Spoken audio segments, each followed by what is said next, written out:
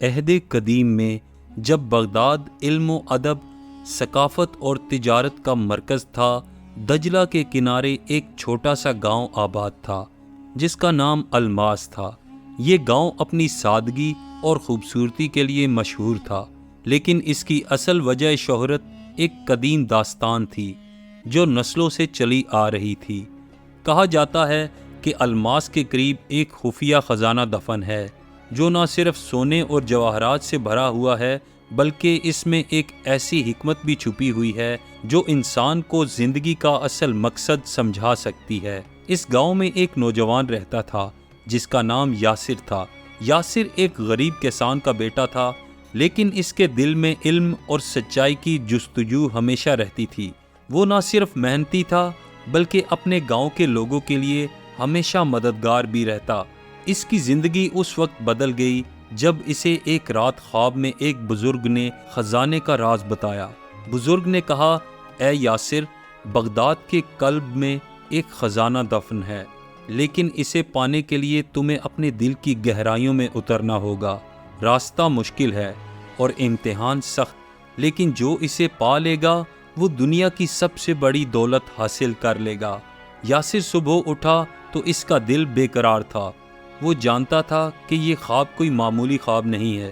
اس نے فیصلہ کیا کہ وہ اس خزانے کی تلاش میں نکلے گا، نہ صرف اس دولت کے لیے بلکہ اس کے پیچھے چھپی اس حکمت کے لیے جو اسے زندگی کا اصل مقصد سمجھا سکتی ہے۔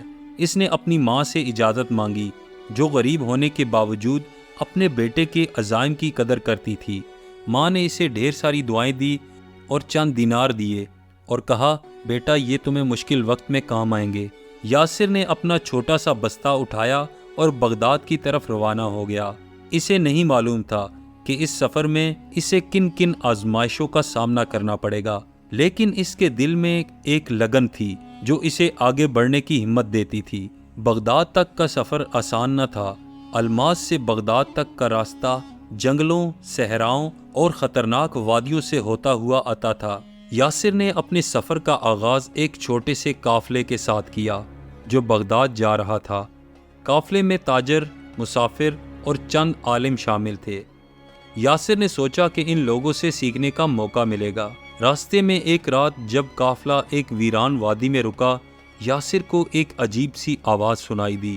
یہ آواز ایسی تھی جیسے کوئی اسے پکار رہا ہو۔ وہ خاموشی سے قافلے سے نکل کر آواز کی سمت چلا گیا۔ وہاں اسے ایک پرانا کنواں ملا جس کے کنارے ایک پتھر پر کچھ عجیب علامات کندہ تھی۔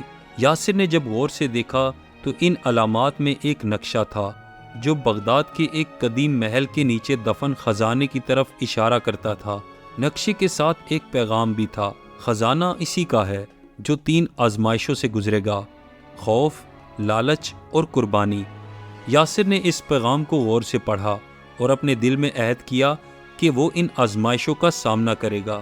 بغداد پہنچ کر یاسر نے اس قدیم محل کی تلاش شروع کی جو نقشے میں دکھایا گیا تھا۔ بغداد کے بازاروں میں گھومتے ہوئے اسے ایک بوڑھے سوداگر نے بتایا کہ وہ محل اب کھنڈر بن چکا ہے اور اسے شہر کا کھنڈر محل کہا جاتا ہے۔ لوگوں کا ماننا تھا کہ وہاں جنات اور شیاطین رہتے ہیں۔ یاسر کے دل میں خوف نے سر اٹھایا، لیکن اس نے اپنے عہد کو یاد کیا اور محل کی طرف چل پڑا۔ محل کے کھنڈرات واقعی خوفناک تھے۔ دیواریں ٹوٹ پھوٹ کا شکار تھیں اور ہر طرف اندھیرا چھایا ہوا تھا۔ جیسے ہی یاسر نے محل کے اندر قدم رکھا، اسے عجیب سی آوازیں سنائی دی، کبھی ہنسنے کی آوازیں اور کبھی چیخیں اور کبھی سرگوشیاں۔ اس کا دل زور زور سے دھڑکنے لگا۔ جب وہ محل کے سب سے نچلے حصے میں پہنچا تو اسے ایک بڑا دروازہ ملا جس پر لکھا تھا، خوف کو جیتنے والا ہی آگے بڑھے گا۔ دروازے کے پیچھے ایک تاریک سرنگ تھی۔ یاسر نے ہمت کی اور سرنگ میں داخل ہوا۔ سرنگ کے اندر اسے عجیب و غریب سائے نظر آئے جو اسے ڈرانے کی کوشش کر رہے تھے۔ ایک لمحے کے لیے اس نے سوچا کہ وہ واپس لوٹ جائے، لیکن پھر اس نے اپنی ماں کی دعائیں اور اپنے خواب کو یاد کیا۔ اس نے اپنے خوف پر قابو پایا اور سرنگ کے آخر تک پہنچ گیا۔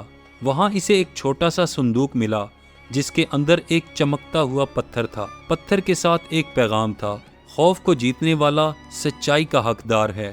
یاسر نے پتھر کو اٹھایا اور اسے اپنے بستے میں رکھ لیا۔ اسے احساس ہوا کہ یہ پتھر کوئی معمولی چیز نہیں بلکہ اس کی پہلی آزمائش کی کامیابی کی علامت ہے۔ یاسر اب دوسری آزمائش کے لیے تیار تھا۔ نقشے کے مطابق خزانے کا اگلا سوراخ بغداد کے سب سے بڑے بازار میں تھا۔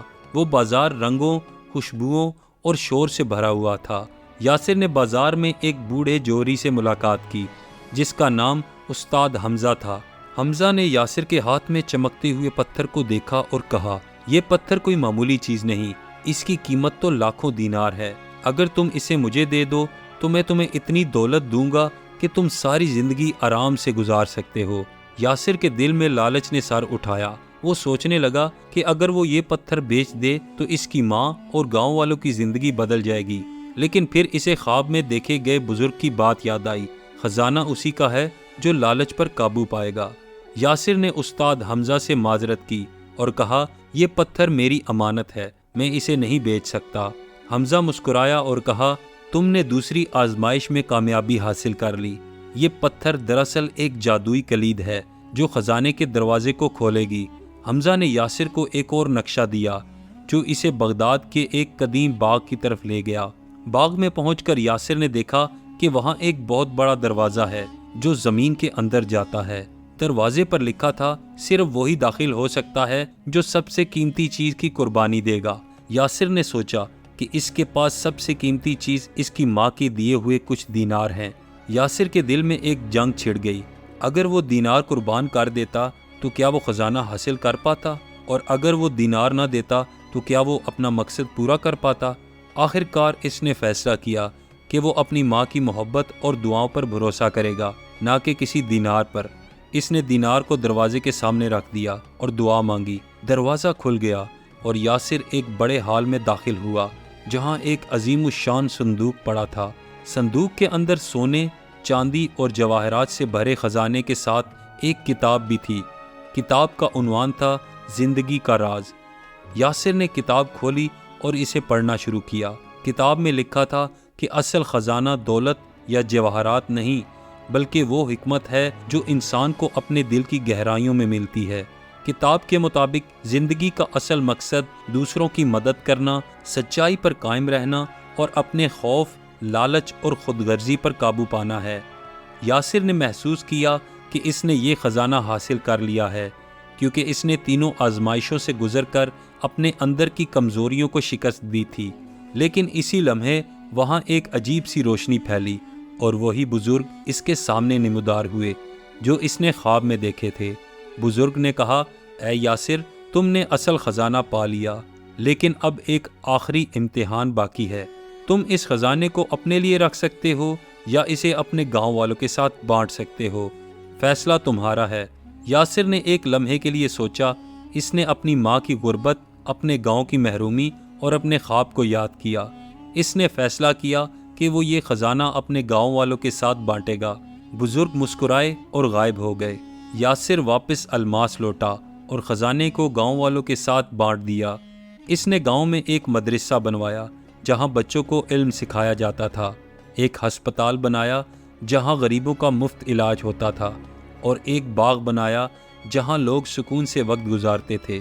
اس نے کتاب زندگی کا راز کو گاؤں کے کتب خانے میں رکھا تاکہ ہر کوئی اس کی حکمت سے مستفید ہو سکے۔